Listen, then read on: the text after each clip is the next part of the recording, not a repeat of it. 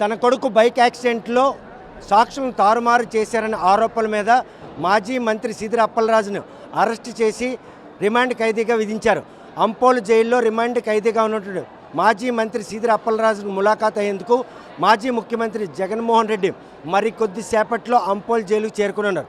కాకపోతే విశాఖపట్నం నుండి శ్రీకాకుళం వరకు NH5 ఓపెన్ రోడ్లో రావాల్సిన ఆయన కేవలం 2 కిలోమీటర్ల ముందే సర్వీస్లోకి ఎంటర్ అవుతారు. కానీ అక్కడి నుండి ఇక్కడి వరకు పోలీసులు అడుగడుగున ఆంక్షలు విధించినప్పుడు కూడా లక్షలాది మంది వైఎస్ఆర్ కాంగ్రెస్ పార్టీ నేతలు అభిమానులు కూడా ఈరోజు చేరుకున్నారు. ఈ నేపథ్యంలో ఆ ములాఖాత్కు వెళ్ళేందుకు వచ్చినట్టు ఎమ్మెల్సీ వరదు కళ్యాణ్ మనతో ఉన్నారు. మునుపెన్నడూ లేదు, కూటమి ప్రభుత్వం కొలువు తీరిన తర్వాత 2 ఏళ్ళు పూర్తి కావస్తున్న ఈ నేపథ్యంలో ములాఖాత్కు వస్తున్నటువంటి మాజీ ముఖ్యమంత్రి ఎందుకు ఇట్లాంటి ఆంక్షలు విధించారంటే అదే మేము అర్థం కావట్లేదండి. ఎందుకు జగనన్న వస్తూ ఉంటే అంత భయపడుతూ ఉన్నారు? చంద్రబాబు నాయుడు గారి కూటమి ప్రభుత్వం అంతగా భయపడడానికి కారణం ఏంటి? సీదిరి అప్పలరాజు గారు ఒక మాజీ మంత్రివర్యులు, అతన్ని ఒక అక్రమ కేసులో ఇప్పుడు ఇరికించడం జరిగింది. అసలు మనం ఈ రాష్ట్ర చరిత్రలో కానీ దేశ చరిత్రలో కానీ ఎక్కడైనా చూసామా? ఒక బైక్ యాక్సిడెంట్ జరిగితే అది ఒక మోటార్ ట్రాన్స్పోర్ట్ యాక్ట్ చట్టం కింద ఆ సెక్షన్స్ కింద కేసులు పెట్టాలి. కానీ వీళ్ళు హత్యాయత్నం సెక్షన్స్ కింద కేసులు పెట్టడం మనం చూసాం. అంతేకాకుండా కొడుకు యాక్సిడెంట్ చేశాడని ఆరోపణలు ఎదుర్కొంటే తండ్రిని అరెస్ట్ చేయడం ఎంతవరకు సమంజసం? అది ఈ కూటమి ప్రభుత్వంలో మనం చూస్తూ ఉన్నాం. అంత ఘోరంగా కక్ష సాధింపు చర్యలు కూటమి పాలనలో చంద్రబాబు నాయుడు గారి నాయకత్వంలో ఈరోజు జరుగుతూ ఉండే పరిస్థితి మనం చూస్తూ ఉన్నాము. అసలు ఎందుకు ప్రజల్ని జగనన్నను కలవకుండా జగనన్నను చూడకుండా ఇన్ని ఆంక్షలు మీరు పెడుతూ ఉన్నారు? ఎన్ని ఆంక్షలు పెట్టినప్పుడు కూడా వైజాగ్ నుండి శ్రీకాకుళం వరకు, ఇచ్చాపురం నుండి పైడి వరకు ఎక్కడ కూడా ఆంక్షలు కూడా అడ్డు లేకుండా గమ్యం చేరుకున్నారు. చాలా అడుగడుగును కూడా జన సందోహం, వేలాది మంది లక్షలాది మంది ప్రజలు వచ్చి జగనన్నకి తమ సంఘీభావం భావం తెలియజేశారు, జగనన్నతో కరచాలనం చేశారు. జగనన్న చూడడానికి వాళ్ళందరూ కూడా సంతోషంగా వచ్చిన పరిస్థితి మనం చూసాము. అంతేకాకుండా అసలు మా వైఎస్ఆర్ కాంగ్రెస్ పార్టీ ముందు నుంచి కూడా ఎప్పుడు కూడా శాంతియుతంగా నిరసనలు చేస్తూ ఉన్నాం, శాంతియుతంగా కార్యక్రమాలు చేస్తూ ఉన్నాం. అదే మాకు జగనన్న చెప్పారు. అసలు ఈ 2 ఏళ్లలో ఎన్నో ప్రజల తరపున పోరాటాలు చేసాం. ప్రతి కార్యక్రమం కూడా శాంతియుత కార్యక్రమాలే.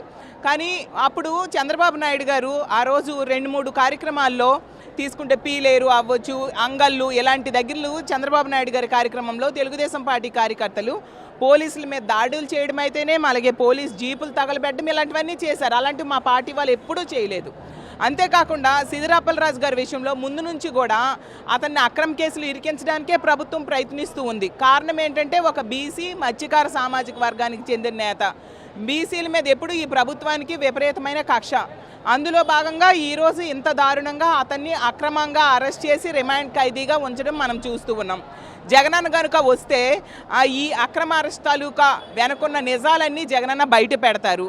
గత కొద్ది రోజులుగా తీసుకుంటే ఎల్లో మీడియా అవ్వచ్చు, ఫేక్ న్యూస్ ఫ్యాక్టరీలు అవ్వచ్చు, అడుగడుగునా కూడా ఈ కేసు విషయంలో తప్పుడు ప్రచారాన్ని ప్రజల ముందు పెడుతూ ఉండే పరిస్థితి.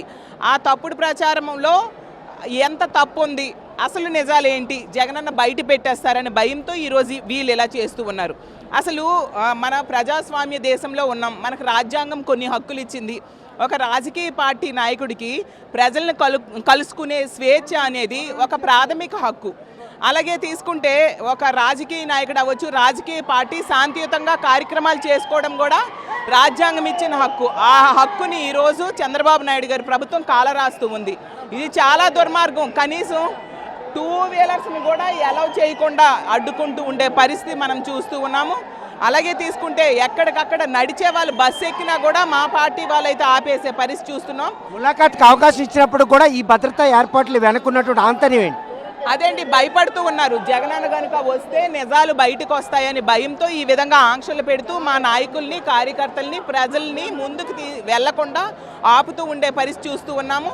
ప్రజాస్వామ్యంలో ఇలాంటివి కరెక్ట్ కాదు, ప్రజలు సహించరు. రానున్న రోజుల్లో మీకు తగిన బుద్ధి చెప్పడానికి సిద్ధంగా ఉన్నారు. టైం చూస్తే 2 నుండి 3 మధ్యనే ములాఖాత్ ఉంటుంది. 2:30 కావస్తా ఉంది.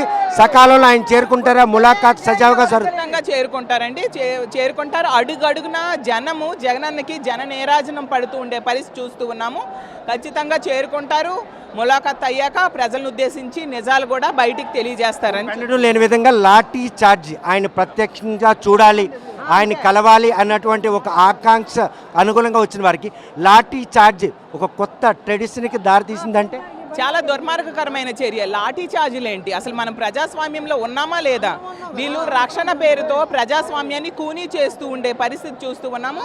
ఇది చాలా దుర్మార్గకరం. దీన్ని ప్రజలు సహించరు, ప్రజాస్వామ్యవాదులు కూడా సహించరనే విషయాన్ని తెలియజేస్తూ ఉన్నాను. ఎప్పటికైనా ప్రతిపక్ష పార్టీకి ప్రజల తరపున పోరాడడానికి స్వేచ్ఛనివ్వాల్సిందిగా చంద్రబాబు నాయుడు గారిని కోరుకుంటూ ఉన్నాను.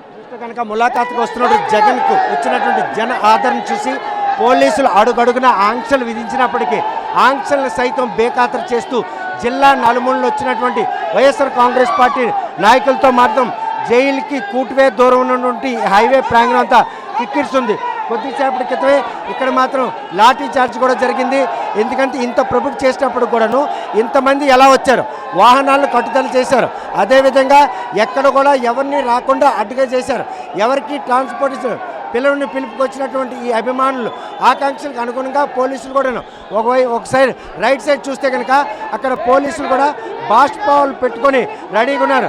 కొద్దిసేపటి కింద ఇక్కడ లాఠీ చార్జ్ నేపథ్యంలో మళ్ళీ ఆ బందోబస్తు స్పెషల్ ర్యాపిడ్ యాక్షన్ ఫోర్స్ ఎందుకు దిగింది? ఈ నేపథ్యాలన్నీ కూడాను జనం పూర్తి స్థాయిలో ఇక్కడ చేరుకున్నారు. ఎటువంటి శాంతి భద్రతలకు నిఘాతం కలిగే అవకాశం ఉందా అన్నటువంటి ముందస్తు సమాచారం మీదకై ఇటువంటి పరిణామాలు చోటు చేసుకున్నా అన్నటువంటి ప్రశ్నలు కూడా తలెత్తున్నాయి. మరి కొద్దిసేపట్లో అంపోల్ జైల్లో ఉన్నట్టు మాజీ మంత్రి సీదిర అప్పలరాజును ములాఖాత్ కానున్నటువంటి మాజీ ముఖ్యమంత్రి కలయిక ఏ విధంగా ఉండబోతుంది చూస్తే కనుక ర్యాపిడ్ యాక్షన్ ఫోర్స్ కూడా ఇక్కడ చేరుకుంది. ఎందుకంటే ప్రొటెక్ట్ చేసినప్పటికి కూడాను వారి ఆగ్రహం కట్టలు తెచ్చుకున్నట్టుంటే వారిని ఎలా కట్టడి చేయాలి?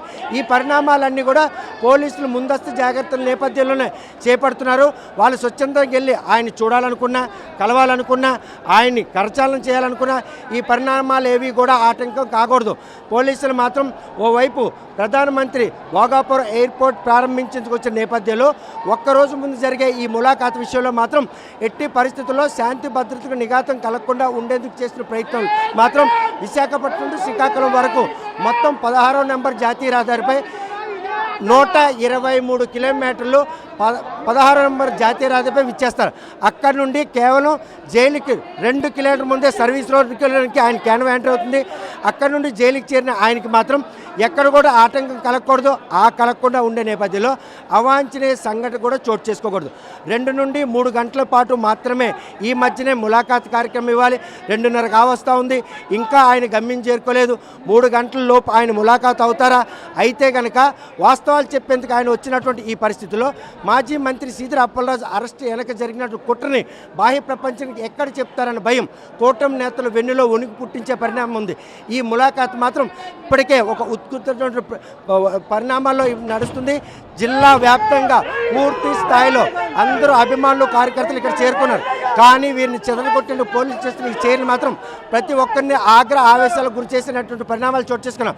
మరి కొద్దిసేపట్లో అంపోల్ జైల్లో ఉన్నటువంటి మాజీ మంత్రి సీదిర అప్పలరాజును కలిసేందుకు వచ్చినటువంటి మాజీ ముఖ్యమంత్రి జగన్మోహన్ రెడ్డి ములాఖాత్ సజావుగా సాగుతుందా లేదనే విషయం వేచి చూడాల్సిందే. వీడియో జర్నలిస్ట్ రామకృష్ణతో సత్యం, RTV శ్రీకాకుళం.